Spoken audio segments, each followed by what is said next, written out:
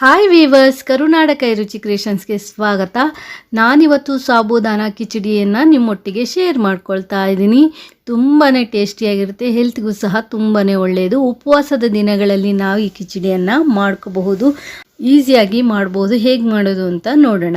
ನಾನಿಲ್ಲಿ ಅರ್ಧ ಬೌಲ್ ಆಗುವಷ್ಟು ಸಾಬೂದಾನ ತೆಗೆದುಕೊಂಡಿದ್ದೀನಿ. ನಾನಿಲ್ಲಿ ವೈಟ್ ಸಾಬೂದಾನ ತೊಗೊಂಡಿದ್ದೀನಿ. ಇನ್ನೊಂದು ಸಣ್ಣದು ಬರುತ್ತೆ, ಅದನ್ನ ನಾನಿಲ್ಲಿ ತೊಗೊಂಡಿಲ್ಲ. ಒಂದು 2-3 ಬಾರಿ ಚೆನ್ನಾಗಿ ವಾಶ್ ಮಾಡ್ಕೊಳ್ಳಿ. ತಿಳಿ ಆಗಬೇಕು, ಆ ರೀತಿ ನೀವಿಲ್ಲಿ ವಾಶ್ ಮಾಡ್ಕೋಬೇಕಾಗತ್ತೆ. ನಾನೀಗ ಎಷ್ಟು ಸಾಬೂದಾನ ತೊಗೊಂಡಿದ್ದೀನಿ ಅಷ್ಟೇ ನೀರನ್ನು ಇಲ್ಲಿ ಸೇರಿಸ್ಬಿಟ್ಟು ನೆನೆಯಲಿಕ್ಕೆ ಬಿಡ್ತಾ ಇದ್ದೀನಿ. ಇದನ್ನ ಒಂದು 5 to 6 hours ನೆನೆಯಲಿಕ್ಕೆ ಬಿಟ್ಬಿಡಿ. ನಾನು ಒಂದು 2 ಟೇಬಲ್ ಸ್ಪೂನು ಶೇಂಗಾನ ಸೇರಿಸ್ಕೊಂಡು ಫ್ರೈ ಮಾಡ್ಕೊಳ್ತಾ ಇದ್ದೀನಿ. ಶೇಂಗಾನ ಚೆನ್ನಾಗಿ ಫ್ರೈ ಮಾಡ್ಕೊಳ್ಳಿ. ಮೀಡಿಯಮ್ ಟು ಲೋ ಫ್ಲೇಮಲ್ಲಿ ಇಟ್ಕೊಂಡು ಶೇಂಗಾ ಮೇಲ್ಗಡೆ ಸಿಪ್ಪೆ ಬಿಡಲಿಕ್ಕೆ ಶುರುವಾಗುತ್ತೆ, ಹಾಗೆ ಲೈಟಾಗಿ ಬಣ್ಣ ಚೇಂಜ್ ಆಗುತ್ತೆ, ಅಲ್ಲಿವರೆಗೂ ನೀವು ಫ್ರೈ ಮಾಡ್ಕೋಬೇಕಾಗುತ್ತೆ. ಫ್ರೈ ಮಾಡ್ಕೊಂಡಿರುವಂಥ ಶೇಂಗಾನ ಒಂದು ತಟ್ಟೆ ಮೇಲೆ ಹಾಕಿ ಅದು ಆರಿದ ನಂತರ ನಾನಿಲ್ಲಿ ಸಿಪ್ಪೆನ ತೆಕ್ಕೊಳ್ತಾ ಇದ್ದೀನಿ. ಈ ರೀತಿ ಕೈಯಿಂದ ಉಜ್ಜಿದಾಗ ಅದು ಸಿಪ್ಪೆಲ್ಲ ಬಿಟ್ಕೊಳ್ಳುತ್ತೆ. ಸಿಪ್ಪೆಯನ್ನು ತೆಗೆದುಕೊಂಡು ನಂತರ ನಾನಿಲ್ಲಿ ಇದನ್ನ ಒಂದು ಬೌಲ್ಗೆ ಸೇರಿಸ್ಕೊಂಡು ಅದನ್ನ ಮಿಕ್ಸಿ ಜಾರ್ಗೆ ಸೇರಿಸ್ಕೊಂಡು ಕೋರ್ಸ್ ಪೌಡರ್ ಮಾಡ್ಕೋಬೇಕು. ತರಿಯಾಗಿ ಪೌಡರ್ ಮಾಡ್ಕೋಬೇಕು. ಒಂದು ಸ್ವಲ್ಪ ಹಾಗೆ ಇದ್ರೂ ಪರವಾಗಿಲ್ಲ, ತರಿಯಾಗಿ ಮಾಡ್ಕೊಳ್ಳಿ. ಒಂದೆರಡು ರೌಂಡು ಗ್ರೈಂಡ್ ಮಾಡಿಕೊಂಡ್ರೆ ಸಾಕಾಗತ್ತೆ. ನಂತರ ನಾನು ಸ್ಟವ್ ಮೇಲೆ ಒಂದು ಬಾಣಲಿ ಇಟ್ಕೊಂಡು 1-2 ಟೇಬಲ್ ಸ್ಪೂನು ಎಣ್ಣೆನ ಸೇರಿಸ್ಕೊಳ್ತಾ ಇದ್ದೀನಿ. ಎಣ್ಣೆ ಅಥವಾ ತುಪ್ಪನ ಸೇರಿಸ್ಕೊಳ್ಳಿ. ಅರ್ಧ ಚಮಚ ಜೀರಿಗೆ, 2 ಹಸಿಮೆಣಸಿನ್ಕಾಯಿ ಇದ್ದೀನಿ, ಒಂದು ಅರ್ಧ ಟೇಬಲ್ ಸ್ಪೂನು ತುರಿದಿರುವಂಥ ಶುಂಠಿಯನ್ನು ಸೇರಿಸಿ ಒಮ್ಮೆ ಮಿಕ್ಸ್ ಮಾಡ್ಕೊಂಡಿದ್ದೀನಿ. ನಂತರ 1-2 ಟೇಬಲ್ ಸ್ಪೂನು ಅವರೆಕಾಳನ್ನು ಸೇರಿಸ್ಕೊಳ್ತಾ ಇದ್ದೀನಿ. ಹಾಗೆ ಸಣ್ಣದು ಒಂದು ಆಲೂಗಡ್ಡೆನ ಸಣ್ಣದಾಗಿ ಹೆಚ್ಚಿ ನಾನಿಲ್ಲಿ ಸೇರಿಸ್ಕೊಂಡು ಫ್ರೈ ಮಾಡ್ಕೊಳ್ತೀನಿ. ಆಲೂಗಡ್ಡೆ ಚೆನ್ನಾಗಿ ಬೇಯಬೇಕು, ಹಾಗೆ ಅವರೆಕಾಳು ಕ್ರಿಸ್ಪ್ ಆಗುತ್ತೆ, ಬೇಯೋದಲ್ಲ, ಅದೊಂಥರ ಕ್ರಿಸ್ಪ್ ಆಗುತ್ತೆ, ಆ ರೀತಿ ನೀವು ಫ್ರೈ ಮಾಡ್ಕೋಬೇಕಾಗತ್ತೆ. ಹೈ ಫ್ಲೇಮಲ್ಲೇ ಇಟ್ಕೊಂಡು ಚೆನ್ನಾಗಿ ಫ್ರೈ ಮಾಡ್ಕೊಳ್ಳಿ. ನಾನಿಲ್ಲಿ ಲಿಡ್ ಕವರ್ ಮಾಡಿ ಫ್ರೈ ಮಾಡ್ಕೊಳ್ತಾ ಇದ್ದೀನಿ. ಲಿಡ್ ಕವರ್ ಮಾಡೋದ್ರಿಂದ ಬೇಗನೆ ಬೇಯುತ್ತೆ ಅಂತ ಹೇಳಿ. ನೋಡ್ತಾ ಇರ್ಬೋದು ಆಲೂಗಡ್ಡೆ ಇಲ್ಲಿ ಚೆನ್ನಾಗಿ ಬೆಂದಿದೆ. ನೀವು ಇಲ್ಲಿ ಚೆಕ್ ಮಾಡ್ಕೊಳ್ಳಿ ಆಲೂಗಡ್ಡೆ ಬೆಂದಿದೆಯಾ ಅಂತ ಹೇಳಿ. ಹಾಗೆ ಅವರೆಕಾಳು ಕ್ರಿಸ್ಪ್ ಆಗುತ್ತೆ. ನಾವು ಅವರೆಕಾಳ್ದು ಮಿಕ್ಸರೆಲ್ಲ ತಿಂದಾಗ ಹೇಗೆ ಅವರೆಕಾಳು ಸಿಗುತ್ತೆ ಆ ರೀತಿ ಸಿಗುತ್ತೆ. ನೀವಿಲ್ಲಿ ನೋಡ್ತಾ ಇರ್ಬೋದು ಸಾಬೂದಾನ ನೆಂದು ಎಷ್ಟು ದಪ್ಪ ಆಗಿದೆ ಅಂತ. ಚೆನ್ನಾಗಿ ಇಲ್ಲಿ ನೆಂದಿದೆ. ಒಂದು 5 to 6 hours ನೆನೆಯಲಿಕ್ಕೆ ಬಿಟ್ಟರೆ ಸಾಕಾಗುತ್ತೆ.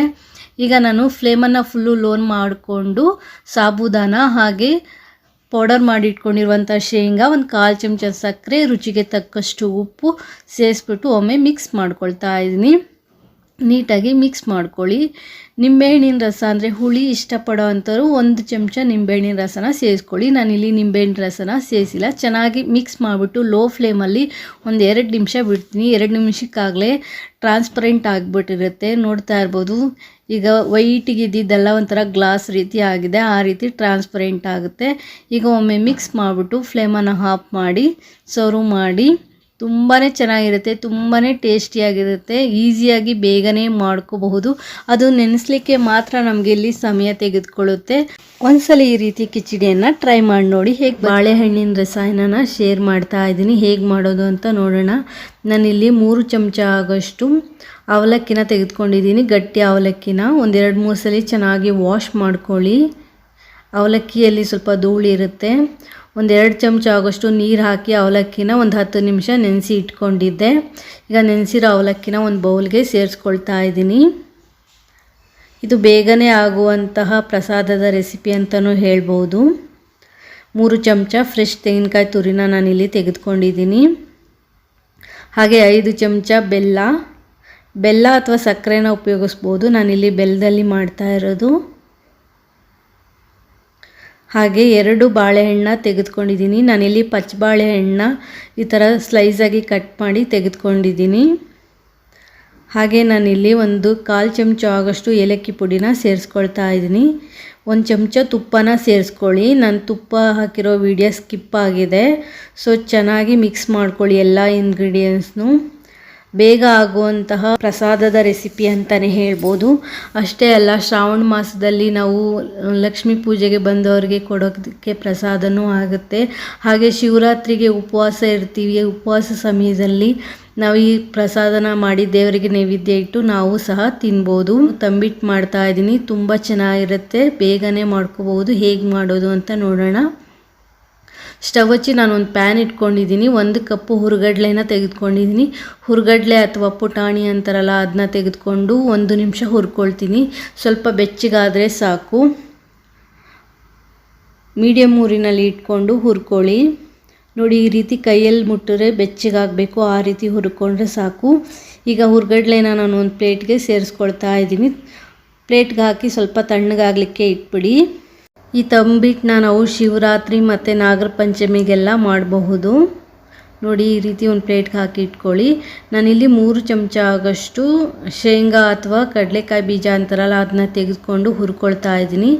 ನಿಮಗೆ ಜಾಸ್ತಿ ಬೇಕು ಅಂದರೆ 3 ಚಮಚನ ತೆಗೆದುಕೊಳ್ಳಿ 1 ಕಪ್ಪು ಹುರ್ಗಡ್ಲೆಗೆ.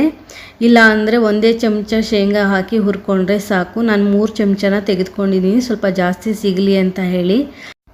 ನೋಡಿ, ಹುರ್ಗಡ್ಲೆನ ಹುರ್ಕೊಂಡಾಗಿದೆ. ಈ ರೀತಿ ಸಿಪ್ಪೆ ಬಿಡೋವರೆಗೂ ಹುರ್ಕೊಂಡ್ರೆ ಸಾಕು. ಮೀಡಿಯಮ್ ಊರಿನಲ್ಲಿ ಇಟ್ಕೊಂಡು ಹುರ್ಕೊಳ್ಳಿ. ಫ್ಲೇಮ್ ಆಫ್ ಮಾಡಿ ತಣಿಲಿಕ್ಕೆ ಇಟ್ಟಿದ್ದೀನಿ. 2 ಚಮಚ ಬಿಳಿ ಎಳ್ಳನ್ನ ತೆಗೆದುಕೊಂಡಿದ್ದೀನಿ. ನೀವು ಕರಿ ಎಳ್ಳು ಅಥವಾ ಬಿಳಿ ಎಳ್ಳು ಯಾವುದಿರುತ್ತೆ ಅದನ್ನೇ ತೆಗೆದುಕೊಂಡು ಹುರ್ಕೊಳ್ಳಿ. 1 ನಿಮಿಷ ಹುರ್ಕೊಂಡ್ರೆ ಸಾಕು. ಎಳ್ಳು ಚಿಟಪಟ ಅನ್ನತ್ತೆ, ಅಲ್ಲಿವರೆಗೂ ಹುರ್ಕೋಬೇಕಾಗತ್ತೆ. ಮೀಡಿಯಮ್ ಊರಿನಲ್ಲಿ ಇಟ್ಕೊಂಡು ಹುರ್ಕೊಳ್ಳಿ. ಸ್ವಲ್ಪ ಕಲರ್ ಚೇಂಜ್ ಆಗುತ್ತೆ, ಕಂದು ಬಣ್ಣಕ್ಕೆ ಟರ್ನ್ ಆಗುತ್ತೆ. ನೋಡಿ, ಇವಾಗ ಚಿಟಪಟ ಅಂತ ಇದೆ. ಇದನ್ನು ಸಹ ಫ್ಲೇಮ್ ಆಫ್ ಮಾಡಿ ಒಂದು ಪ್ಲೇಟ್ಗೆ ಸೇರಿಸ್ಕೊಳ್ತೀನಿ, ತಣಿಲಿಕ್ಕೆ ಬಿಡ್ತೀನಿ. ಈಗ ನಾನು 2 ಚಮಚ ಆಗೋಷ್ಟು ಒಣ ಕೊಬ್ಬರಿ ತುರಿನ ತೆಗೆದುಕೊಂಡಿದ್ದೀನಿ. ಅದನ್ನು ಸಹ ಮೀಡಿಯಮ್ ಊರಿನಲ್ಲಿ ಇಟ್ಕೊಂಡು 1 ರಿಂದ 2 ನಿಮಿಷ ಹುರ್ಕೊಂಡ್ರೆ ಸಾಕು. ಸ್ವಲ್ಪ ಬೆಚ್ಚಗಾಗಿ ಗರಿ ಗರಿ ಆಗಬೇಕು, ಅಲ್ಲಿವರೆಗೂ ಹುರ್ಕೊಳ್ಳಿ. ಹಾಗೆ ಹೊಸದಾಗಿ ಯಾರಾದರೂ ನನ್ನ ಚಾನಲ್ ನೋಡ್ತಾ ಇದ್ದರೆ ಪ್ಲೀಸ್ ನನ್ನ ಚಾನಲ್ನ ಸಬ್ಸ್ಕ್ರೈಬ್ ಮಾಡ್ಕೊಳ್ಳಿ. ಹಾಗೆ ಪಕ್ಕದಲ್ಲಿರುವ ಬೆಲ್ ಐಕನ್ನ ಕ್ಲಿಕ್ ಮಾಡಿ ಆಲ್ ಬಟನ್ನ ಒತ್ತಿ ನೆಕ್ಸ್ಟ್ ಹಾಕೋ ವಿಡಿಯೋ ನೋಟಿಫಿಕೇಷನ್ಗಾಗಿ. ಈಗ ಹುರ್ಗಡ್ಲೆನ ನಾನು ತಣ್ಣಗಾದ ನಂತರ ಒಂದು ಮಿಕ್ಸಿ ಜಾರ್ಗೆ ಸೇರಿಸಿ ನುಣ್ಣಗೆ ಪೌಡರ್ ಮಾಡ್ಕೊಳ್ತೀನಿ. ನುಣ್ಣಗಾದರೂ ಪೌಡರ್ ಮಾಡ್ಕೋಬೋದು ಅಥವಾ ತರಿಯಾಗಾದರೂ ಪೌಡರ್ ಮಾಡ್ಕೋಬೋದು. ನಾನಿಲ್ಲಿ ನುಣ್ಣಗೆ ಪೌಡರ್ ಮಾಡ್ಕೊಂಡಿದ್ದೀನಿ. ಹುರ್ಗಡ್ಲೆ ಪುಡಿನ ಒಂದು ಬೌಲ್ಗೆ ಸೇರಿಸ್ಕೊಂಡಿದ್ದೀನಿ. ಹುರಿದಿಟ್ಕೊಂಡಿರೋ ಒಣ ಕೊಬ್ಬರಿ ಮತ್ತು ಎಳ್ಳನ್ನು ಸಹ ನಾನು ಸೇರಿಸ್ಕೊಂಡಿದ್ದೀನಿ. ಹಾಗೆ ಶೇಂಗಾನ ಸಿಪ್ಪೆ ತೆಗೆದು ಅದನ್ನು ಸಹ ಸೇರಿಸ್ಕೊಂಡಿದ್ದೀನಿ. ಅರ್ಧ ಚಮಚ ಏಲಕ್ಕಿ ಪುಡಿ.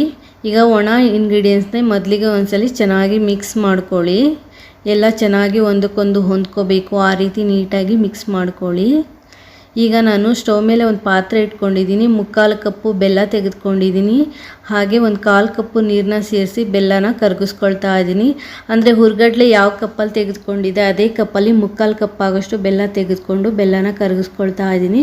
ಬೆಲ್ಲ ಚೆನ್ನಾಗಿ ಕರಗಬೇಕು. ಬೆಲ್ಲನ ಚೆನ್ನಾಗಿ ಕರಗಿಸ್ಕೊಳ್ಳಿ. ಬೆಲ್ಲದಲ್ಲಿ ಏನಾದರೂ ಕಸ ಏನಾದರೂ ಇರುತ್ತೆ. ನೋಡಿ, ಬೆಲ್ಲ ಚೆನ್ನಾಗಿ ಕುದೀತಾ ಇದೆ. ಫ್ಲೇಮ್ ಆಫ್ ಮಾಡಿ ಈ ಕುದ್ದಿರೋ ಬೆಲ್ಲದ ನೀರನ್ನ ನಾನು ಕಡಲೆ ಹಿಟ್ಟು ಅಥವಾ ಪುಟಾಣಿ ಅಂತಾರಲ್ಲ ಅದಕ್ಕೆ ಸೇರಿಸ್ಕೊಳ್ತೀನಿ. ಹುರ್ಗಡ್ಲೆ ಪುಡಿಗೆ ಸೇರಿಸ್ಕೊಳ್ತಾ ಇದ್ದೀನಿ. ಒಂದು ಜರಡಿಯಿಂದ ಸೋಸಿ ಸೇರಿಸ್ಕೊಳ್ಳಿ, ಇಲ್ಲಾಂದರೆ ಕಸ ಏನಾದರೂ ಇರುತ್ತೆ ಬೆಲ್ಲದಲ್ಲಿ. ಈಗ ಒಂದು ಸ್ಪೂನ್ ಸಹಾಯದಿಂದ ಚೆನ್ನಾಗಿ ಎಲ್ಲ ಇಂಗ್ರೀಡಿಯೆಂಟ್ಸ್ನು ಮಿಕ್ಸ್ ಮಾಡ್ಕೊಳ್ಳಿ. ನೀಟಾಗಿ ಮಿಕ್ಸ್ ಮಾಡ್ಕೊಳ್ಳಿ. ಈ ಹುರ್ಗಡ್ಲೆ ತಂಬಿಟ್ಟು ತಿನ್ನೋದಕ್ಕೆ ತುಂಬ ಚೆನ್ನಾಗಿರುತ್ತೆ. ತೆಂಗಿನಕಾಯಿ ಜೊತೆ ತಿನ್ನೋದಕ್ಕಂತೂ ತುಂಬಾ ಚೆನ್ನಾಗಿರುತ್ತೆ. ನಾನಿಲ್ಲಿ ತೆಂಗಿನಕಾಯಿ ಪೀಸ್ನ ಸೇರಿಸ್ಕೊಂಡಿಲ್ಲ. ನೀವು ಬೇಕಿದ್ರೆ ಹಸಿ ತೆಂಗಿನಕಾಯಿ ಪೀಸ್ನೂ ಸಹ ಸೇರಿಸ್ಕೋಬೋದು. ನಂತರ ಒಂದು 10 ಸೆಕೆಂಡ್ ಆದ ನಂತರ ಕೈಯಿಂದ ಚೆನ್ನಾಗಿ ಮಿಕ್ಸ್ ಮಾಡ್ಕೊಳ್ಳಿ. ಈಗ ನಾನು ಉಂಡೆನ ಕಟ್ಕೊಳ್ತಾ ಇದ್ದೀನಿ. ಒಂದು ಸ್ವಲ್ಪ ತುಪ್ಪನ ಕೈಯಲ್ಲಿ ಮುಟ್ಕೊಂಡು ಉಂಡೆನ ಕಟ್ಕೊಳ್ತಾ ಇದ್ದೀನಿ. ನೀವು ಯಾವ ಶೇಪಲ್ಲಿ ಬೇಕಾದರೂ ಉಂಡೆನ ರೌಂಡ್ಗಾದರೂ ಕಟ್ಬೋದು, ಅಥವಾ ನಾನು ಮಾಡ್ತಾ ಇದ್ದೀನಿಲ್ಲ ಆ ಶೇಪಲ್ಲಾದರೂ ನೀವು ಮಾಡ್ಕೋಬೋದು. ನಿಮಗೆ ಯಾವ ಡಿಸೈನ್ ಬೇಕು, ಯಾವ ಡಿಸೈನ್ ಇಷ್ಟ ಆಗುತ್ತೆ ಆ ಡಿಸೈನಲ್ಲಿ ಮಾಡ್ಕೊಳ್ಳಿ. ತುಂಬ ಚೆನ್ನಾಗಿರುತ್ತೆ, ನೋಡೋದಕ್ಕೂ ತುಂಬಾ ಚೆನ್ನಾಗಿರುತ್ತೆ, ಹಾಗೆ ತಿನ್ನೋದಕ್ಕೂ ತುಂಬಾ ರುಚಿಯಾಗಿರುತ್ತೆ. ಹಾಗೆ ಆರೋಗ್ಯಕ್ಕೂ ಸಹ ಒಳ್ಳೆಯದು. ಅಷ್ಟೇ ಅಲ್ಲ, ಹಬ್ಬಗಳಲ್ಲಿ ಈ ರೀತಿ ತಂಬಿಟ್ಟನ್ನ ಹೆಚ್ಚಾಗಿ ಮಾಡ್ತಾರೆ. ಊರಹಬ್ಬ ಆಗಿರ್ಬೋದು ಅಥವಾ ಈ ರೀತಿ ನಾಗರ ಪಂಚಮಿ, ಶಿವರಾತ್ರಿ ಇಂಥ ಹಬ್ಬಗಳಲ್ಲಿ ಹೆಚ್ಚಾಗಿ ಹುರ್ಗಡ್ಲೆ ತಂಬಿಟ್ಟನ್ನ ಮಾಡ್ತಾರೆ. ಹಾಗೆ ಅಕ್ಕಿ ಹಿಟ್ಟಿನ ತಂಬಿಟ್ಟನ್ನು ಮಾಡ್ತಾರೆ. ಅದನ್ನು ಸಹ ನಾನು ವಿಡಿಯೋ ಶೇರ್ ಮಾಡಿದ್ದೀನಿ, ಯಾರಾದರೂ ನೋಡಿಲ್ಲ ಅಂದರೆ ನೋಡಿ. ನಾನೀಗ ಒಂದು ತಂಬಿಟ್ಟನ್ನ ಕಟ್ ಮಾಡಿ ತೋರಿಸ್ತೀನಿ ನೋಡಿ. ತುಂಬ ಮೃದುವಾಗಿರುತ್ತೆ, ತಿನ್ನೋಕ್ಕೂ ತುಂಬ ರುಚಿಯಾಗಿರುತ್ತೆ, ಹಾಗೆ ನೋಡೋದಕ್ಕೂ ಸಹ ತುಂಬ ಚೆನ್ನಾಗಿರುತ್ತೆ. ನೀವು ಒಂದ್ಸಲ ಈ ಹುರ್ಗಡ್ಲೆ ತಂಬಿಟ್ಟು ಟ್ರೈ ಮಾಡಿ ಹೇಗಾಗಿದೆ ಅಂತ ಕಮೆಂಟ್ ಮಾಡಿ ತಿಳಿಸಿ. ಹಾಯ್ ವೀವರ್ಸ್, ನಾನಿವತ್ತು ಅಕ್ಕಿ ಹಿಟ್ಟಿನ ತಂಬಿಟ್ಟು ರೆಸಿಪಿನ ನಿಮ್ಮೊಟ್ಟಿಗೆ ಶೇರ್ ಮಾಡ್ಕೊಳ್ತಾ ಇದ್ದೀನಿ. ಆಲ್ರೆಡಿ ಹುರ್ಗಡ್ಲೆ ತಂಬಿಟ್ಟನ್ನ ಶೇರ್ ಮಾಡಿದ್ದೀನಿ. ಈಗ ಅಕ್ಕಿ ಹಿಟ್ಟಿನ ತಂಬಿಟ್ಟು ಹೇಗೆ ಮಾಡೋದು ಅಂತ ನೋಡೋಣ. ಸ್ಟವ್ ಹಚ್ಕೊಂಡು ನಾನಿಲ್ಲಿ ಸ್ಟವ್ ಮೇಲೆ ಒಂದು ಬಾಣಲಿಯನ್ನು ಇಟ್ಕೊಂಡಿದ್ದೀನಿ.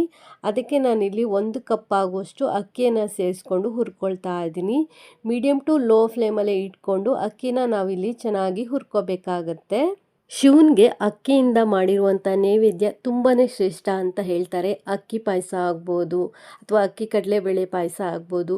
ಹಾಗೆ ದೇವಿಗೂ ಸಹ ಅಕ್ಕಿಯಿಂದ ಮಾಡಿದ ನೈವೇದ್ಯ ತುಂಬಾ ಶ್ರೇಷ್ಠ ಅಂತಾರೆ.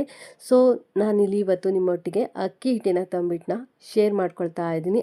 ಅಕ್ಕಿನ ಕಂದು ಬಣ್ಣ ಬರೋವರೆಗೂ ಮೀಡಿಯಮ್ ಟು ಲೋ ಫ್ಲೇಮಲ್ಲಿ ಇಟ್ಕೊಂಡು ಚೆನ್ನಾಗಿ ಹುರ್ಕೋಬೇಕಾಗತ್ತೆ. ಫ್ಲೇಮ್ನ ಸ್ವಲ್ಪ ಕಡಿಮೆ ಇಟ್ಕೊಂಡೆ ಚೆನ್ನಾಗಿ ಹುರ್ಕೊಳ್ಳಿ. ಚೆನ್ನಾಗಿ ಹುರಿಯೋದ್ರಿಂದ ತಂಬಿಟ್ಟನ್ನ ನಾವು ಜಾಸ್ತಿ ದಿನದವರೆಗೂ ಸಹ ಸ್ಟೋರ್ ಮಾಡಿಕೊಂಡು ತಿನ್ಬೋದು. ಈಗ ಅಕ್ಕಿಯನ್ನು ಹುರ್ಕೊಂಡಿದ್ದಾಗಿದೆ. ಒಂದು ಪ್ಲೇಟ್ ಮೇಲೆ ತೆಕ್ಕೊಂಡಿದ್ದೀನಿ. ಅದನ್ನ ಆರಲಿಕ್ಕೆ ಇಟ್ಬಿಡಿ. ಅದೇ ಪ್ಯಾನ್ಗೆ ನಾನಿಲ್ಲಿ ಅರ್ಧ ಕಪ್ ಆಗುವಷ್ಟು ಶೇಂಗಾನ ಸೇರಿಸ್ಕೊಂಡು ಹುರ್ಕೊಳ್ತಾ ಇದ್ದೀನಿ. ಶೇಂಗಾ ಅಥವಾ ಕಡಲೆ ಬೀಜ ಅಂತಾರಲ್ಲ ಅದನ್ನ ಸೇರಿಸ್ಬಿಟ್ಟು ಹುರ್ಕೊಳ್ಳಿ. ಕಡಲೆ ಬೀಜನೂ ಸಹ ಚೆನ್ನಾಗಿ ಹುರ್ಕೋಬೇಕಾಗುತ್ತೆ. ಸಿಪ್ಪೆ ಬಿಟ್ಕೊಳ್ಳುತ್ತೆ, ಹಾಗೆ ಬಣ್ಣನೂ ಚೇಂಜ್ ಆಗುತ್ತೆ. ಅಲ್ಲಿವರೆಗೂ ನೀವು ಚೆನ್ನಾಗಿ ಹುರ್ಕೋಬೇಕಾಗುತ್ತೆ. ಕಡಲೆ ಬೀಜನೂ ಸಹ ಮೀಡಿಯಮ್ ಟು ಲೋ ಫ್ಲೇಮಲ್ಲಿ ಇಟ್ಕೊಂಡೆ ಹುರ್ಕೋಬೇಕಾಗುತ್ತೆ. ಈಗ ಕಡಲೆ ಬೀಜ ಹುರ್ಕೊಂಡಿದ್ದಾಗಿದೆ. ಅದನ್ನು ಸಹ ಒಂದು ಪ್ಲೇಟ್ ಮೇಲೆ ತೆಕ್ಕೊಂಡಿದ್ದೀನಿ. ಅದೇ ಪ್ಯಾನ್ಗೆ ನಾನು ಇವಾಗ ಹುರ್ಗಡ್ಲೆಯನ್ನು ಸಹ ಸೇರಿಸ್ಕೊಳ್ತಾ ಇದ್ದೀನಿ. ಅರ್ಧ ಕಪ್ ಆಗುವಷ್ಟು ಹುರ್ಗಡ್ಲೆಯನ್ನು ಸೇರಿಸ್ಬಿಟ್ಟು ಫ್ರೈ ಮಾಡ್ಕೊಳ್ತಾ ಇದ್ದೀನಿ. ಹುರ್ಗಡ್ಲೆನ ಜಾಸ್ತಿ ಫ್ರೈ ಮಾಡಬೇಕು ಅಂತ ಏನಿಲ್ಲ. ಹುರ್ಗಡ್ಲೆ ಸ್ವಲ್ಪ ಚೆನ್ನಾಗಿ ಬೆಚ್ಚಗಾಗಬೇಕು, ಅಲ್ಲಿವರೆಗೂ ಹುರ್ಕೊಳ್ಳಿ. ಹಾಗೆ 1 ಚಮಚ ಆಗುವಷ್ಟು ಬಿಳಿ ಎಳ್ಳನ್ನು ಸೇರಿಸ್ಕೊಂಡು ಅದನ್ನು ಸಹ ಚಿಟಪಟ ಅನ್ನೋವರೆಗೂ ಸಹ ಲೋ ಫ್ಲೇಮಲ್ಲಿ ಇಟ್ಕೊಂಡು ನಾನಿಲ್ಲಿ ಹುರ್ಕೊಳ್ತಾ ಇದ್ದೀನಿ. ಎಳ್ಳನ್ನು ಹುರ್ಕೊಂಡಿದ ನಂತರ ಅದನ್ನು ಸಹ ಹುರ್ಗಡ್ಲೆ ಒಟ್ಟಿಗೆ ನಾನಿಲ್ಲಿ ಸೇರಿಸ್ಕೊಳ್ತಾ ಇದ್ದೀನಿ. ನಂತರ ಅರ್ಧ ಕಪ್ ಆಗುವಷ್ಟು ಒಣ ಕೊಬ್ಬರಿ ತುರಿಯನ್ನು ನಾನಿಲ್ಲಿ ಸೇರಿಸ್ಕೊಳ್ತಾ ಇದ್ದೀನಿ. ಒಣ ಕೊಬ್ಬರಿ ತುರಿಯನ್ನು ಸೇರಿಸ್ಬಿಟ್ಟು ಬಾಣಲಿ ಬಿಸಿ ಏನಿರುತ್ತೆ ಅದರಲ್ಲೇ ಫ್ರೈ ಮಾಡ್ಕೊಳ್ಳಿ. ಲಾಸ್ಟಲ್ಲಿ ನಾವು ಹುರ್ಕೋಬೇಕಾಗತ್ತೆ. ಫ್ಲೇಮನ್ನು ಆಫ್ ಮಾಡಿಬಿಟ್ಟು ಒಂದು 2 ನಿಮಿಷ ಫ್ರೈ ಮಾಡಿಬಿಟ್ಟು ನಾವು ಹಾಗೆ ಪ್ಯಾನಲ್ಲಿ ಬಿಟ್ಟರೆ ಅದು ಕ್ರಿಸ್ಪಿಯಾಗಿ ಕಂದು ಬಣ್ಣಕ್ಕೆ ಟರ್ನ್ ಆಗುತ್ತೆ. ನಂತರ ಹುರ್ಕೊಂಡಿರುವಂತಹ ಕಡಲೆ ಬೀಜದ ಸಿಪ್ಪೆಯನ್ನು ತೆಗೆದುಕೊಂಡು ನಾನಿಲ್ಲಿ ಜಾರ್ಗೆ ಸೇರಿಸ್ಕೊಳ್ತಾ ಇದ್ದೀನಿ. ಹಾಗೆ ಹುರ್ಗಡ್ಲೆ, ಎಳ್ಳು ಎಲ್ಲವನ್ನು ಸೇರಿಸ್ಕೊಂಡು ನಾನಿಲ್ಲಿ ತರಿಯಾಗಿ ಪೌಡರ್ ಮಾಡ್ಕೊಳ್ತೀನಿ. ಕೋರ್ಸ್ ಪೌಡರ್ ಮಾಡ್ಕೊಳ್ಳಿ. ನಿಮಗೆ ಅಲ್ಲಲ್ಲಿ ಸಿಗಬೇಕು ಅಂದರೆ ಸ್ವಲ್ಪ ತರಿಯಾಗಿ ಇಟ್ಕೊಳ್ಳಿ. ಇಲ್ಲಾಂದರೆ ನುಣ್ಣಗೆ ಬೇಕು ಅಂದರೆ ನುಣ್ಣಗೂ ಸಹ ಪೌಡರ್ ಮಾಡ್ಕೋಬೋದು. ನಂತರ ಅಕ್ಕಿಯನ್ನು ಸೇರಿಸ್ಬಿಟ್ಟು ನುಣ್ಣಗೆ ಪೌಡರ್ ಮಾಡ್ಕೋಬೇಕು. ಹುರ್ಗಡ್ಲೆ, ಕಡಲೆ ಬೀಜ ಎಲ್ಲ ನೀವು ತರಿಯಾಗಿಯೇ ಪೌಡರ್ ಮಾಡ್ಕೊಳ್ಳಿ. ಅಕ್ಕಿನ ಮಾತ್ರ ನುಣ್ಣಗೆ ಪೌಡರ್ ಮಾಡ್ಕೋಬೇಕು. ಅಕ್ಕಿ ಒಟ್ಟಿಗೆ ನಾನಿಲ್ಲಿ 3 ಏಲಕ್ಕಿಯನ್ನು ಸೇರಿಸ್ಬಿಟ್ಟು ಪೌಡರ್ ಮಾಡ್ಕೊಂಡಿದ್ದೀನಿ. ಮಿಕ್ಸಿ ಜಾರ್ಗೆ ಸೇರಿಸ್ಬಿಟ್ಟು ನುಣ್ಣಗೆ ಪೌಡರ್ ಮಾಡ್ಕೊಳ್ಳಿ. ನೋಡ್ತಾ ಇರ್ಬೋದು, ಈ ರೀತಿ ಅಂದಾಗ ಅದು ನುಣ್ಣಗಾಗಿರಬೇಕು. ಆ ರೀತಿ ನಾವು ಇಲ್ಲಿ ಪೌಡರ್ ಮಾಡ್ಕೋಬೇಕಾಗತ್ತೆ. ಪೌಡರ್ ಮಾಡ್ಕೊಂಡಿರುವಂಥ ಅಕ್ಕಿ ಹಿಟ್ಟನ್ನು ನಾನಿಲ್ಲಿ ಜರಡಿ ಮಾಡ್ಕೊಳ್ತಾ ಇದ್ದೀನಿ. ಕಡಲೆ ಬೀಜ, ಹುರ್ಗಡ್ಲೆ ಎಲ್ಲ ಏನು ಪೌಡರ್ ಮಾಡ್ಕೊಂಡಿದ್ದೆ ಅದೇ ಪ್ಲೇಟ್ಗೆ ನಾನಿಲ್ಲಿ ಅಕ್ಕಿಯನ್ನು ಸಹ ಜರಡಿ ಮಾಡ್ಕೊಳ್ತಾ ಇದ್ದೀನಿ. ಅಕ್ಕಿ ಹಿಟ್ಟನ್ನು ಜರಡಿ ಮಾಡ್ಕೊಳ್ತಾ ಇದ್ದೀನಿ. ನೀಟಾಗಿ ಜರಡಿ ಮಾಡ್ಕೊಳ್ಳಿ. ಈ ತಂಬಿಟ್ಟನ್ನು ಶಿವರಾತ್ರಿ, ನಾಗರ ಪಂಚಮಿ ಹಾಗೆ ಊರಹಬ್ಬಗಳೆಲ್ಲ ಬರ್ತಾ ಇದೆಯಲ್ಲ, ಊರಹಬ್ಬಕ್ಕೂ ಸಹ ನಾವು ಈ ತಂಬಿಟ್ಟನ್ನು ಮಾಡ್ಕೋಬಹುದು. ತುಂಬ ಚೆನ್ನಾಗಿರುತ್ತೆ. ಕೊಬ್ಬರಿ ತುರಿಯನ್ನು ಸಹ ನಾನು ಸೇರಿಸ್ಕೊಂಡಿದ್ದೀನಿ. ನೀವು ನೋಡ್ತಾ ಇರ್ಬೋದು ಒಣ ಕೊಬ್ಬರಿ ತುರಿ ಎಷ್ಟು ಕಂದು ಬಣ್ಣಕ್ಕೆ ಬಂದಿದೆ ಅಂತ ಹೇಳಿ. ಸ್ಟವ್ ಮೇಲೆ ಒಂದು ಪಾತ್ರೆ ಇಟ್ಕೊಂಡು 1.5 ಕಪ್ ಆಗುವಷ್ಟು ಬೆಲ್ಲನ ನಾನಿಲ್ಲಿ ಸೇರಿಸ್ಕೊಳ್ತಾ ಇದ್ದೀನಿ. ಅರ್ಧ ಕಪ್ ಆಗುವಷ್ಟು ನೀರನ್ನು ಸೇರಿಸ್ಕೊಂಡು ನಾನಿಲ್ಲಿ ಬೆಲ್ಲನ ಕರಗಿಸ್ಕೊಳ್ತಾ ಇದ್ದೀನಿ. ಬೆಲ್ಲನ ನೀಟಾಗಿ ಕರಗಿಸ್ಕೊಳ್ಳಿ. ನಾವು ಯಾವ ಕಪ್ಪಲ್ಲಿ ಅಕ್ಕಿ ತಗೊಂಡಿರ್ತೀವಿ ಅದೇ ಕಪ್ ಅಳತೆಯಲ್ಲಿ ಬೆಲ್ಲನೂ ಸಹ ತಗೋಬೇಕಾಗತ್ತೆ. 1-2 ಚಮಚ ಆಗುವಷ್ಟು ತುಪ್ಪನ ನಾನಿಲ್ಲಿ ಕರಗಿಸ್ಬಿಟ್ಟು ಸೇರಿಸ್ಕೊಂಡಿದ್ದೀನಿ. ಸೇರಿಸ್ಕೊಂಡು ಇಲ್ಲಿ ಚೆನ್ನಾಗಿ ಮಿಕ್ಸ್ ಮಾಡ್ಕೊಳ್ತಾ ಇದ್ದೀನಿ. ನೀಟಾಗಿ ಎಲ್ಲ ಇಂಗ್ರೀಡಿಯೆಂಟ್ಸ್ ಜೊತೆಗೆ ತುಪ್ಪ ಸೇರ್ಕೋಬೇಕು. ಆ ರೀತಿಯಲ್ಲಿ ನೀಟಾಗಿ ಮಿಕ್ಸ್ ಮಾಡ್ಕೊಳ್ಳಿ. ನೀಟಾಗಿ ಹೊಂದ್ಕೋಬೇಕು. ಆ ರೀತಿಯಲ್ಲಿ ನಾವಿಲ್ಲಿ ಮಿಕ್ಸ್ ಮಾಡ್ಕೋಬೇಕಾಗತ್ತೆ. ತುಪ್ಪ ಇಲ್ಲಿ ಆಪ್ಷನಲ್ಲು, ಬಟ್ ದೇವರ ನೈವೇದ್ಯಕ್ಕೆ ಇಡೋದ್ರಿಂದ ತುಪ್ಪನ ಸೇರಿಸೋದು ಒಳ್ಳೆಯದು ಅಂತಲೇ ಹೇಳ್ಬೋದು. ಈ ಕಡೆ ಬೆಲ್ಲನೂ ಸಹ ಕರಗ್ತಾ ಇದೆ. ಬೆಲ್ಲ ನೀಟಾಗಿ ಚೆನ್ನಾಗಿ ಕರಗಿ ಒಂದು ಕುದಿ ಬರೋವರೆಗೂ ನೀಟಾಗಿ ಕುದಿಸ್ಕೊಂಡ್ರೆ ಸಾಕು. ನಂತರ ಒಂದು ಸೋದಿಸೋದ್ರಿಂದ, ಒಂದು ಫಿಲ್ಟರಿಂದ ನೀಟಾಗಿ ಬೆಲ್ಲನ ಸೋದಿಸ್ಕೊಂಡು ನಾವೇನು ಮಾಡ್ಕೊಂಡಿದ್ದೀವಿ ಅಕ್ಕಿ ಹಿಟ್ಟು ಮತ್ತು ಕಡಲೆ ಎಲ್ಲ ಏನು ಪೌಡರ್ ಮಾಡಿ ಇಟ್ಕೊಂಡಿದ್ವಿ ಅದಕ್ಕೆ ಸೇರಿಸ್ಕೋಬೇಕಾಗತ್ತೆ. ಒಂದೇ ಸಲ ಸೇರಿಸ್ಲಿಕ್ಕೆ ಹೋಗಬೇಡಿ. ಸ್ವಲ್ಪ ಸ್ವಲ್ಪ ಬೆಲ್ಲದ ನೀರನ್ನು ಸೇರಿಸ್ಕೊಂಡು ನೀಟಾಗಿ ಮಿಕ್ಸ್ ಮಾಡ್ಕೋಬೇಕಾಗತ್ತೆ. ಬೆಲ್ಲ ಸ್ವಲ್ಪ ಚೆನ್ನಾಗಿ ಕುದಿಯೋವರೆಗೂ ಕುದಿಸ್ಕೊಂಡ್ರೆ ಸಾಕು. ಜಾಸ್ತಿ ಹೊತ್ತು ಪಾಕ ಮಾಡ್ಕೋಬೇಕಂತ ಏನಿಲ್ಲ.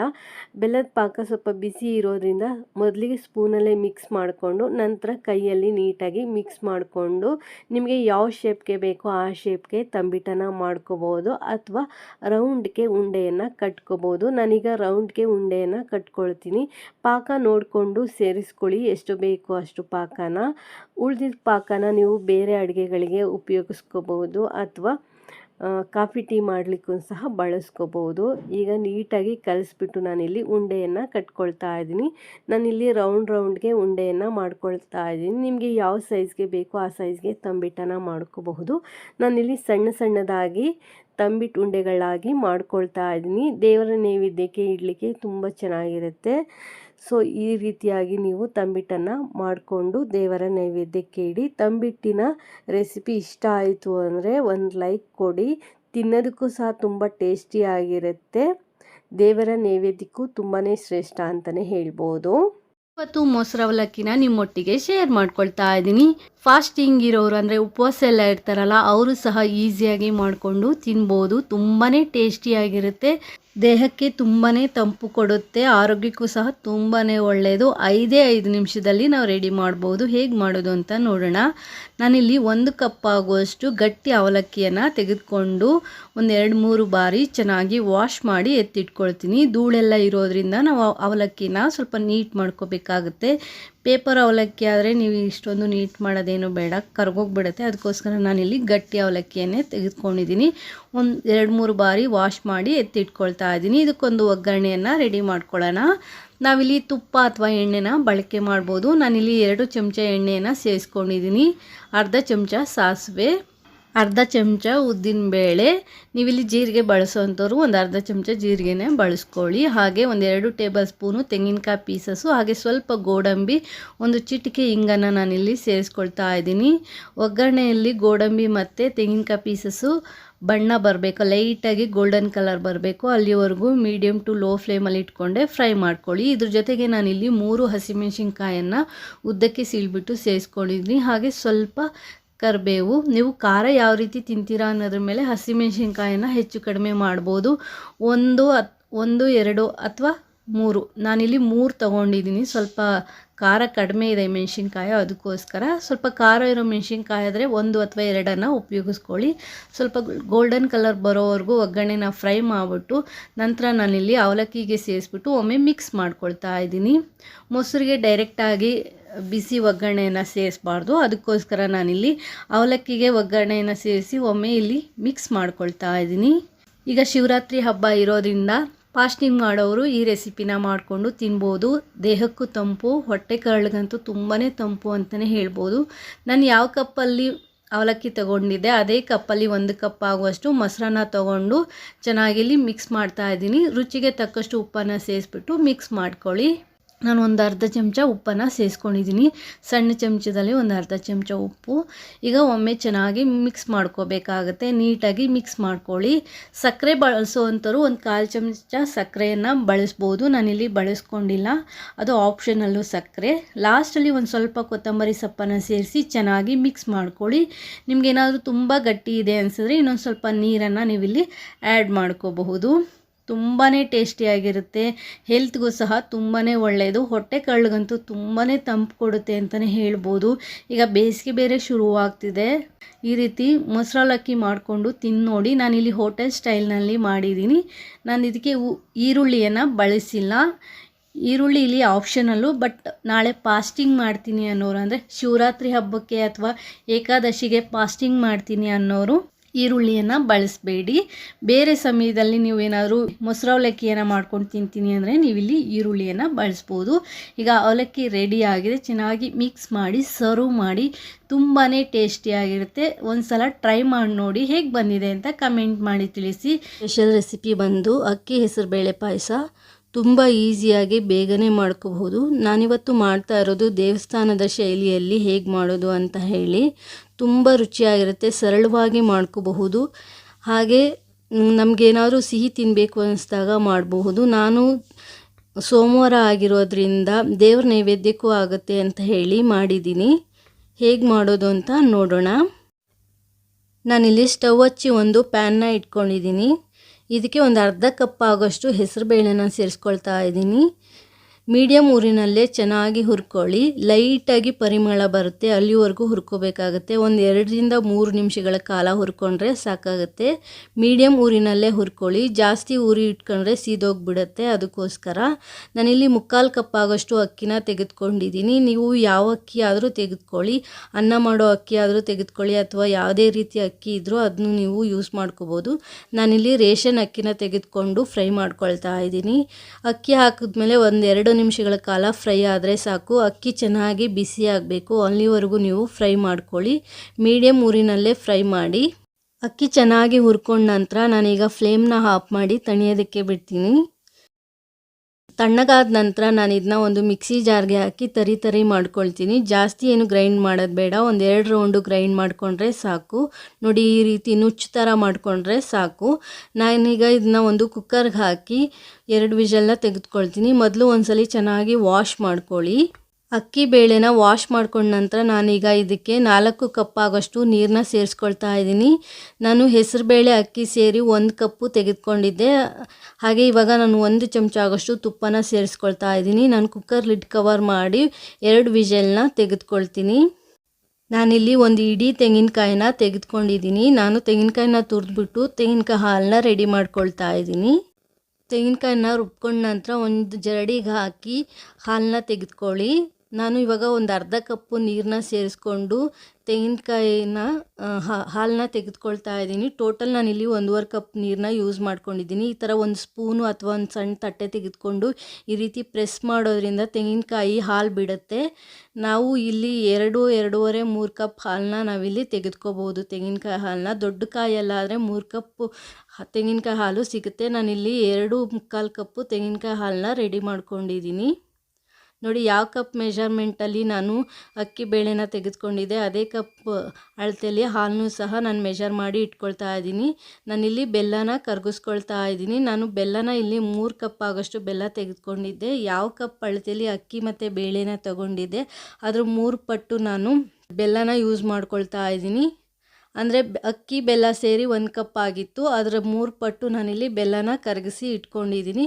ಬೆಲ್ಲನ ಕರಗಿಸ್ಕೊಳ್ಳೋಕ್ಕೆ ಒಂದು ಅರ್ಧ ಕಪ್ಪು ನೀರನ್ನ ಸೇರಿಸ್ಕೊಂಡ್ರೆ ಸಾಕು. ಇವಾಗ ಬೆಲ್ಲ ಕರಗಿದೆ, ನಾನು ಫ್ಲೇಮ್ ಆಫ್ ಮಾಡ್ತೀನಿ. ನೋಡಿ ಕುಕ್ಕರ್ ತಣ್ಣಗಾಗಿದೆ, ಲಿಡ್ ಓಪನ್ ಮಾಡ್ತಾ ಇದ್ದೀನಿ. ಅಕ್ಕಿ ಮತ್ತು ಬೇಳೆ ಚೆನ್ನಾಗಿ ಬೆಂದಿದೆ. ಅಕ್ಕಿ ನಾವು ಗ್ರೈಂಡ್ ಮಾಡಿರೋದ್ರಿಂದ ತಳ ಸೇರಿಬಿಡುತ್ತೆ. ಒಂದ್ಸಲಿ ಚೆನ್ನಾಗಿ ಮಿಕ್ಸ್ ಮಾಡ್ಕೊಳ್ಳಿ. ಬೆಲ್ಲ ಮತ್ತು ತೆಂಗಿನಕಾಯಿ ಹಾಲು ಸೇರಿಸೋದಕ್ಕಿಂತ ಮುಂಚೆ ಚೆನ್ನಾಗಿ ಮಿಕ್ಸ್ ಮಾಡ್ಕೊಳ್ಳಿ, ಇಲ್ಲಾಂದರೆ ಗಂಟುಗಳು ಬಂದುಬಿಡುತ್ತೆ. ಈಗ ಕರಗಿಸ್ಕೊಂಡಿರೋ ಬೆಲ್ಲನ ಅಕ್ಕಿ ಮತ್ತು ಬೇಳೆಗೆ ನಾನಿಲ್ಲಿ ಸೇರಿಸ್ಕೊಳ್ತಾ ಇದ್ದೀನಿ. ಅಕ್ಕಿ ಬೇಳೆಗೆ ಬೆಲ್ಲ ಸೇರಿಸ್ಕೊಂಡ ನಂತರ ಒಂದ್ಸಲಿ ಚೆನ್ನಾಗಿ ಮಿಕ್ಸ್ ಮಾಡ್ಕೊಳ್ಳಿ. ಈಗಲೂ ಸಹ ಗಂಟುಗಳು ಇಲ್ಲದೆ ಇರೋ ರೀತಿ ನೀಟಾಗಿ ಕಲಿಸ್ಕೋಬೇಕಾಗತ್ತೆ. ನೋಡಿ ಇವಾಗ ಕಲಿಸ್ಕೊಂಡಾಗಿದೆ. ನಾನೀಗ ಇದಕ್ಕೆ ತೆಂಗಿನಕಾಯಿ ಹಾಲನ್ನ ಸೇರಿಸ್ಕೊಳ್ತಾ ಇದ್ದೀನಿ. ನಾನಿಲ್ಲಿ 2-3/4 ಕಪ್ ಆಗೋಷ್ಟು ತೆಂಗಿನಕಾಯಿ ಹಾಲನ್ನ ಸೇರಿಸ್ಕೊಂಡು ಒಂದ್ಸಲಿ ಚೆನ್ನಾಗಿ ಮಿಕ್ಸ್ ಮಾಡ್ತೀನಿ.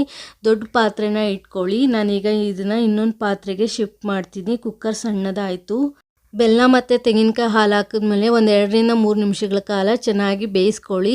ಅವಾಗವಾಗ ಕೈ ಆಡಿಸ್ತಾ ಇರಿ, ಇಲ್ಲಾಂದರೆ ತಳ ಹತ್ತಿಬಿಡುತ್ತೆ. ತೆಂಗಿನಕಾಯಿ ಹಾಲು ಹಾಕಿರೋದ್ರಿಂದ ಒಂದು ಕಡೆ ಸೇರ್ಕೊಬಿಡುತ್ತೆ. ನಾವು ಅಕ್ಕಿ ಬೇರೆ ಗ್ರೈಂಡ್ ಮಾಡಿರ್ತೀವಿ, ಅದಕ್ಕೋಸ್ಕರ. ಈಗ ಪಾಯಸ ರೆಡಿಯಾಗಿದೆ. ನಾನು ಫ್ಲೇಮ್ ಆಫ್ ಮಾಡ್ತೀನಿ. ನಾನೀಗ 1-2 ಚಮಚ ಆಗೋಷ್ಟು ತುಪ್ಪನ ಸೇರಿಸ್ಕೊಂಡಿದ್ದೀನಿ. ಅದಕ್ಕೆ ಸ್ವಲ್ಪ ಗೋಡಂಬಿ, ಸ್ವಲ್ಪ ಬಾದಾಮಿ ಹಾಗೆ ಸ್ವಲ್ಪ ದ್ರಾಕ್ಷಿನ ಸೇರಿಸ್ಕೊಂಡು ಫ್ರೈ ಮಾಡ್ಕೊಳ್ತಾ ಇದ್ದೀನಿ. ನಾನೀಗ ಡ್ರೈ ಫ್ರೂಟ್ಸ್ ಫ್ರೈ ಮಾಡಿ ಪಾಯಸಕ್ಕೆ ಸೇರಿಸ್ಕೊಳ್ತೀನಿ. ನಿಮಗೆ ಯಾವ್ಯಾವ ರೀತಿ ಡ್ರೈ ಫ್ರೂಟ್ಸ್ ಬೇಕೋ ಆ ಡ್ರೈ ಫ್ರೂಟ್ಸ್ನ ಫ್ರೈ ಮಾಡಿ ಸೇರಿಸ್ಕೊಳ್ಳಿ. ನಾನೀಗ ಪಾಯಸಕ್ಕೆ ಸೇರಿಸ್ಬಿಟ್ಟು ಚೆನ್ನಾಗಿ ಒಂದ್ಸಲಿ ಮಿಕ್ಸ್ ಮಾಡಿ ಇದನ್ನ ಒಂದು ದೇವ್ರ ನೈವೇದ್ಯಕ್ಕೆ ಇಡ್ತೀನಿ. ಒಂದು 10 ನಿಮಿಷ ಮುಚ್ಚಿಟ್ಬಿಟ್ಟು ಸರ್ವ್ ಮಾಡಿ, ಬಿಸಿ ಬಿಸಿಯಾಗಿ ಸರ್ವ್ ಮಾಡಿ. ನಾನೀಗ ಇದಕ್ಕೆ 1-2 ಚಮಚ ಆಗೋಷ್ಟು ತುಪ್ಪನ ಸೇರಿಸ್ಕೊಳ್ತಾ ಇದ್ದೀನಿ. ತುಪ್ಪ ಹಾಕಿ ಸರ್ವ್ ಮಾಡಿ, ತುಂಬ ರುಚಿಯಾಗಿರುತ್ತೆ. ದೇವರ ನೈವೇದ್ಯಕ್ಕೂ ಸಹ ಶ್ರೇಷ್ಠವಾದ ಪಾಯಸ ಅಂತಲೇ ಹೇಳ್ಬೋದು. ಬೇಗ ಆಗುತ್ತೆ. ಈಗ ನೋಡಿ ಪಾಯಸ ರೆಡಿಯಾಗಿದೆ. ಒಂದ್ಸಲಿ ಚೆನ್ನಾಗಿ ಮಿಕ್ಸ್ ಮಾಡಿ ಸರ್ವ್ ಮಾಡಿ, ತುಂಬ ರುಚಿಯಾಗಿರುತ್ತೆ. ನೀವು ಒಂದ್ಸಲ ಅಕ್ಕಿ ಹೆಸರುಬೇಳೆ ಪಾಯಸನ ಟ್ರೈ ಮಾಡಿ ನೋಡಿ, ಹೇಗಾಗಿದೆ ಅಂತ ಕಮೆಂಟ್ ಮಾಡಿ ತಿಳಿಸಿ. ಹಬ್ಬಗಳಲ್ಲಿ ಮಾಡುವಂತಹ ಶಾವಿಗೆ ಪಾಯಸ ರೆಸಿಪಿನ ನಿಮ್ಮೊಟ್ಟಿಗೆ ನಾನಿವತ್ತು ಶೇರ್ ಮಾಡ್ಕೊಳ್ತಾ ಇದ್ದೀನಿ. ಶಾವಿಗೆ ಪಾಯಸನ ಈ ರೀತಿ ಮಾಡಿದ್ರೆ ಸಂಜೆವರೆಗೂ ಇಟ್ಟರೂ ಸಹ ಪಾಯಸ ಗಟ್ಟಿ ಆಗಲ್ಲ, ಹಾಗೆ ತುಂಬಾ ಟೇಸ್ಟಿಯಾಗಿರುತ್ತೆ. ಈಸಿಯಾಗಿ ಕ್ವಿಕ್ಕಾಗಿ ಹಬ್ಬಗಳಲ್ಲಿ ದೇವರ ನೈವೇದ್ಯಕ್ಕೆ ಮಾಡಿ ಇಡ್ಬೋದು. ಹೇಗೆ ಮಾಡೋದು ಅಂತ ನೋಡೋಣ. ಸ್ಟವ್ ಮೇಲೆ ಒಂದು ಪ್ಯಾನ್ ಇಟ್ಕೊಂಡು ದಪ್ಪ ಚಮಚದಲ್ಲಿ 1 ಚಮಚ ತುಪ್ಪನ ಸೇರಿಸ್ಕೊಂಡಿದ್ದೀನಿ. ನಂತರ ನಾನಿಲ್ಲಿ ಸ್ವಲ್ಪ ಗೋಡಂಬಿ ಹಾಗೆ ಸ್ವಲ್ಪ ಬಾದಾಮಿನ ಸೇರಿಸ್ಕೊಂಡು ಫ್ರೈ ಮಾಡ್ಕೊಳ್ತಾ ಇದ್ದೀನಿ. ಒಂದು ಸ್ವಲ್ಪ ಬಾದಾಮಿನ ನಾನಿಲ್ಲಿ ಕಟ್ ಮಾಡಿಕೊಂಡು ಅದನ್ನು ಸಹ ಫ್ರೈ ಮಾಡ್ಕೊಂಡಿದ್ದೀನಿ. ಬಾದಾಮಿ ಗೋಡಂಬಿ ಸ್ವಲ್ಪ ಬಣ್ಣ ಚೇಂಜ್ ಆಗ್ತಿದ್ದಂಗೆ ದ್ರಾಕ್ಷಿಯನ್ನು ಸೇರಿಸ್ಕೊಳ್ತಾ ಇದ್ದೀನಿ. ನಾನಿಲ್ಲಿ ಕಪ್ಪು ಹಾಗೆ ಕೆಂಪು 2 ದ್ರಾಕ್ಷಿಯನ್ನು ಸೇರಿಸ್ಬಿಟ್ಟು ದ್ರಾಕ್ಷಿ ಉಬ್ಬಿ ಬರೋವರೆಗೂ ಸಹ ಚೆನ್ನಾಗಿ ಫ್ರೈ ಮಾಡ್ಕೊಳ್ತಾ ಇದ್ದೀನಿ. ನೀವಿಲ್ಲಿ ನಿಮಗೆ ಇಷ್ಟ ಆಗುವಂತಹ ಡ್ರೈ ಫ್ರೂಟ್ಸ್ಗಳನ್ನ ಸೇರಿಸ್ಕೊಂಡು ಫ್ರೈ ಮಾಡ್ಕೋಬಹುದು. ದ್ರಾಕ್ಷಿ, ಗೋಡಂಬಿ, ಬಾದಾಮಿ ಎಲ್ಲ ಚೆನ್ನಾಗಿ ಫ್ರೈ ಆದಮೇಲೆ ಒಂದು ಬೌಲ್ಗೆ ತೆಕ್ಕೊಂಡಿದ್ದೀನಿ. ನಂತರ 1 ಕಪ್ ಆಗುವಷ್ಟು ರೋಸ್ಟೆಡ್ ಶಾವಿಗೆಯನ್ನು ತಗೊಂಡು ನಾನಿಲ್ಲಿ ಫ್ರೈ ಮಾಡ್ಕೊಳ್ತಾ ಇದ್ದೀನಿ. 1 ರಿಂದ 2 ನಿಮಿಷ ಫ್ರೈ ಮಾಡಿಕೊಂಡ್ರೆ ಸಾಕಾಗತ್ತೆ. ನೀವು ನಾರ್ಮಲ್ ಶಾವಿಗೆನ ತಗೊಂಡ್ರೆ ಶಾವಿಗೆ ಬಣ್ಣ ಚೇಂಜ್ ಆಗೋವರೆಗೂ ನೀವು ಚೆನ್ನಾಗಿ ಫ್ರೈ ಮಾಡ್ಕೋಬೇಕಾಗತ್ತೆ. ಈಗ ಶಾವಿಗೆನ 1-2 ನಿಮಿಷ ಹುರ್ಕೊಂಡ ನಂತರ ನಾನೀಗ ಇದಕ್ಕೆ ಬಿಸಿಯಾಗಿರುವಂಥ ನೀರನ್ನು ಸೇರಿಸ್ಕೊಳ್ತಾ ಇದ್ದೀನಿ. ನಾನು ಯಾವ ಕಪ್ ಅಳತೆನಲ್ಲಿ ಶಾವಿಗೆ ತೆಗೆದುಕೊಂಡಿದ್ದೆ ಅದೇ ಕಪ್ಪಲ್ಲಿ 2 ಕಪ್ ಆಗುವಷ್ಟು ನೀರನ್ನು ಬಿಸಿ ಮಾಡಿ ಸೇರಿಸ್ಕೊಂಡಿದ್ದೀನಿ. ಬಿಸಿ ನೀರನ್ನು ಹಾಕೋದ್ರಿಂದ ಶಾವಿಗೆ ಬೇಗನೆ ಬೇಯುತ್ತೆ, ಹಾಗೆ ಟೇಸ್ಟನ್ನು ಸಹ ಚೆನ್ನಾಗಿ ಕೊಡುತ್ತೆ ಅಂತಲೇ ಹೇಳ್ಬೋದು. ನೀವು ತಣ್ಣೀರು ಹಾಕಿ ಶಾವಿಗೆನ ಬೇಯಿಸಿ ಪಾಯಸ ಮಾಡೋದಕ್ಕಿಂತ ಈ ರೀತಿ ಬಿಸಿ ನೀರನ್ನು ಸೇರಿಸಿ ಶಾವಿಗೆ ಪಾಯಸನ ಮಾಡಿ ನೋಡಿ.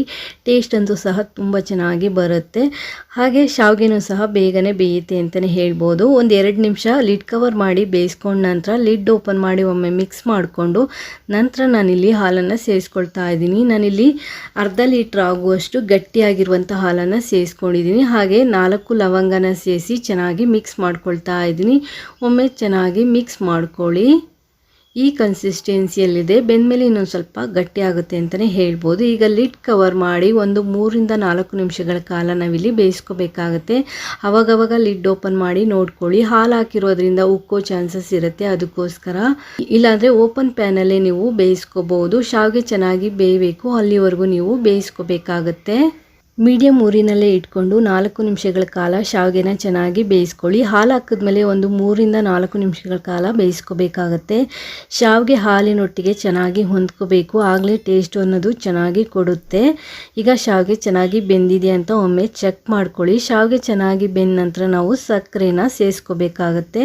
ನಾನಿಲ್ಲಿ ಸಕ್ಕರೆಯನ್ನು ಸೇರಿಸ್ಕೊಳ್ತಾ ಇದ್ದೀನಿ. ನಾನಿಲ್ಲಿ ಯಾವ ಕಪ್ಪಲ್ಲಿ ಶಾವಿಗೆ ತೊಗೊಂಡಿದ್ದೆ ಅದೇ ಕಪ್ ಅಳತೆಯಲ್ಲಿ 1 ಕಪ್ ಆಗುವಷ್ಟು ಸಕ್ಕರೆನ ಸೇರಿಸಿ ಚೆನ್ನಾಗಿ ಮಿಕ್ಸ್ ಮಾಡ್ಕೊಳ್ತಾ ಇದ್ದೀನಿ. ನೀವು ಯಾವ ರೀತಿ ಸಿಹಿ ತಿಂತೀರಾ ಅನ್ನೋದ್ರ ಮೇಲೆ ಸಕ್ಕರೆಯನ್ನು ಹೆಚ್ಚು ಕಡಿಮೆ ಮಾಡ್ಕೋಬಹುದು. ಇನ್ನೂ ಸ್ವಲ್ಪ ಜಾಸ್ತಿ ಸಿಹಿ ಇಷ್ಟಪಡ್ತೀನಿ ಅಂದರೆ ಇನ್ನೊಂದು 2 ಟೇಬಲ್ ಸ್ಪೂನು ಎಕ್ಸ್ಟ್ರಾ ಸಕ್ಕರೆಯನ್ನು ಸಹ ಸೇರಿಸ್ಕೋಬಹುದು.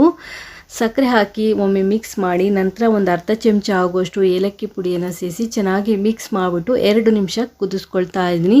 ಹೆಚ್ಚೊತ್ತು ಏನು ಕುದಿಸೋದು ಬೇಡ, ಸಕ್ಕರೆ ಕರಗಿ 1 ನಿಮಿಷ ಕುದಿಸ್ಕೊಂಡ್ರೆ ಸಾಕಾಗತ್ತೆ. ನಾನಿಲ್ಲಿ ಸಕ್ಕರೆ ಹಾಕಿದ ಮೇಲೆ 1-2 ನಿಮಿಷ ಚೆನ್ನಾಗಿ ಪಾಯಸನ ಬೇಯಿಸ್ಕೊಳ್ತಾ ಇದ್ದೀನಿ. ಸಕ್ಕರೆ ಕರಗಿ 1 ನಿಮಿಷ ಚೆನ್ನಾಗಿ ಕುದ್ರೆ ಸಾಕಾಗತ್ತೆ. ನೋಡ್ತಾ ಇರ್ಬೋದು ಈ ಕನ್ಸಿಸ್ಟೆನ್ಸಿಯಲ್ಲಿದೆ. ತಣ್ಣಗಾದ್ಮೇಲೆ ಇನ್ನೊಂದು ಸ್ವಲ್ಪ ಗಟ್ಟಿಯಾಗುತ್ತೆ ಅಂತಲೇ ಹೇಳ್ಬೋದು, ಆದರೆ ತೀರಾ ಗಟ್ಟಿ ಆಗಲ್ಲ. ಈಗ ಒಂದ್ಸಲಿ ತಣ್ಣಗಾದ್ಮೇಲೆ ಯಾವ ಹದದಲ್ಲಿ ಇರುತ್ತೆ ಪಾಯಸ ಅದೇ ಹದದಲ್ಲಿ ಸಂಜೆವರೆಗೂ ಇಟ್ಟರೂ ಸಹ ಇರುತ್ತೆ. ತುಂಬಾ ಟೇಸ್ಟಿಯಾಗಿರುತ್ತೆ, ಈಸಿಯಾಗಿ ಬೇಗನೆ ಮಾಡ್ಕೋಬಹುದು. ಯಾರು ಬೇಕಾದರೂ ಸಹ ಈಸಿಯಾಗಿ ಈ ಪಾಯಸನ ಮಾಡಬಹುದು. ಹೊಸದಾಗಿ ಪಾಯಸ ಮಾಡ್ತೀನಿ ಅನ್ನೋರು ಸಹ ಸುಲಭದಲ್ಲಿ ಪಾಯಸನ ಮಾಡ್ಬೋದು. ಈಗ ನಾನು ಲಾಸ್ಟಲ್ಲಿ ಹುರಿದಿಟ್ಕೊಂಡಿರುವಂತಹ ಡ್ರೈ ಫ್ರೂಟ್ಸನ್ನು ಸೇರಿಸ್ಕೊಂಡು ಫ್ಲೇಮನ್ನು ಆಫ್ ಮಾಡ್ಕೊಳ್ತೀನಿ. ಡ್ರೈ ಫ್ರೂಟ್ಸ್ ಸೇರಿಸಿ ಫ್ಲೇಮನ್ನು ಆಫ್ ಮಾಡಿ ಚೆನ್ನಾಗಿ ಒಮ್ಮೆ ಮಿಕ್ಸ್ ಮಾಡಿಬಿಟ್ಟು ಇದನ್ನ ತಣ್ಣಗಾಗಲಿಕ್ಕೆ ಬಿಡ್ತೀನಿ. ಒಂದು 5 ನಿಮಿಷ ಇದನ್ನ ತಣ್ಣಗಾಗಲಿಕ್ಕೆ ಬಿಟ್ಬಿಡಿ. ಒಂದು 5 ನಿಮಿಷ ಆದಮೇಲೆ ನೀವು ಇದನ್ನು ಸರ್ವ್ ಮಾಡಿ ಫ್ರಿಜ್ಜಲ್ಲಿ ಇಟ್ಕೊಂಡು ತಿನ್ಬೋದು ಅಥವಾ ಹಾಗೇನೂ ಸಹ ಸರ್ವ್ ಮಾಡ್ಬೋದು. ತುಂಬಾ ಟೇಸ್ಟಿಯಾಗಿರುತ್ತೆ. ದೇವರ ನೈವೇದ್ಯಕ್ಕೆ ಕ್ವಿಕ್ಕಾಗಿ ಮಾಡಿ ನಾವು ದೇವರ ನೈವೇದ್ಯನೂ ಸಹ ಮಾಡ್ಕೋಬಹುದು. ತುಂಬಾ ಟೇಸ್ಟಿಯಾಗಿರುತ್ತೆ. ಈ ರೆಸಿಪಿ ಏನಾದರೂ ನಿಮಗೆ ಇಷ್ಟ ಆಯಿತು ಅಂದರೆ ಒಂದು ಲೈಕ್ ಕೊಡಿ. ಹೊಸದಾಗಿ ಯಾರೆಲ್ಲ ಚಾನಲ್ ನೋಡ್ತಾ ಇದ್ದೀರಾ ಚಾನಲ್ನ ಸಬ್ಸ್ಕ್ರೈಬ್ ಮಾಡಿಕೊಂಡು ನೋಡಿ. ನಿಮ್ಮ ಫ್ಯಾಮಿಲಿ ಫ್ರೆಂಡ್ಸ್ಗೂ ಸಹ ವಿಡಿಯೋನ ಶೇರ್ ಮಾಡ್ಕೊಳ್ಳಿ. Thanks for watching this video.